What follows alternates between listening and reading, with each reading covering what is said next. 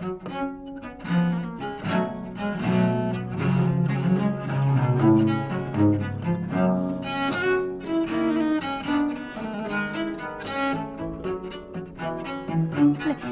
on y arrive, voilà, le 10 juillet, nous y sommes, le concert de clôture qui vous attend.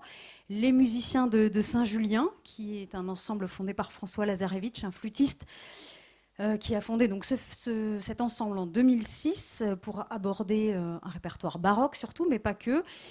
En tout cas, lui, son grand travail, c'est de chercher un répertoire qui n'est pas très connu, où il va même essayer de trouver, de chercher des répertoires un peu traditionnels, donc de mêler des sources écrites et puis de l'oralité dans la musique. C'est un peu ce qui est leur marque de fabrique, une alchimie à la fois populaire et exigeante, ça comme beaucoup d'instrumentistes, mais ici il y a une vingtaine de musiciens à géométrie variable. Là je crois qu'ils seront qu'une dizaine de musiciens sur scène, avec Fiona McGowan, qui est une soprano d'origine écossaise. Ils viennent nous jouer un extrait de leur disque The Queen Delight. Il y aura également un baryton, Enea Sorini. Et donc ce programme-là, qui vient de nous interpréter, c'est un programme d'œuvres anglaises des 17e et 18e siècles. En fait, pareil, c'est des œuvres oubliées que le fondateur, le flûtiste, a retrouvées dans une sorte de compilation de ballades, de chansons, de contredanses d'un ouvrage qui date de la moitié du XVIIe siècle. Donc il y a des danses qui sont devenues des airs à chanter, etc. Donc ils se les ont réappropriés pour les interpréter donc au disque. Et puis ici, une grande chance donc, pour ce concert de clôture le 10 juillet. C'est un programme qui nous plonge vraiment dans une Angleterre folklorique qui danse et qui chante, donc comme je l'ai dit, avec aussi un peu parfois de la nostalgie. Et François Lazarevitch, j'aimais bien cette citation, il racontait que ces mélodies étaient des véritables tubes. À l'époque, il faut vraiment les entendre comme ça, alors que tout le monde dansait, et cela dans toutes les couches de la société. Donc c'est pour ça que je parlais de à la fois très populaire et exigeant, parce que ça faisait vraiment bouger et danser tout le monde. C'est ce qu'on espère aussi pour ce concert. Et il faut préciser aussi que François Lazarevitch, avec son ensemble, ils font donc ce travail de recherche, de collecte. Ils fouillent beaucoup, ils s'en imprègnent, ils sortent donc des tiroirs ces œuvres assez inconnues, en l'occurrence ce chant anonyme là dont on va écouter un extrait pour terminer cette présentation. Et Fiona McGowan, qui sait parfaitement, au-delà que ce soit une copine, elle a des origines écossaises et elle s'approprie elle aussi très bien ce répertoire, ça lui va vraiment très bien. Il y a quelque chose à la fois de très brillant et très discret en même temps, et puis encore une fois, la tendresse dans cette interprétation. Donc on va dire que c'est un concert populaire et poétique pour clore ce festival. On va écouter cet air assez court, ce chant anonyme que je ne vais pas prononcer.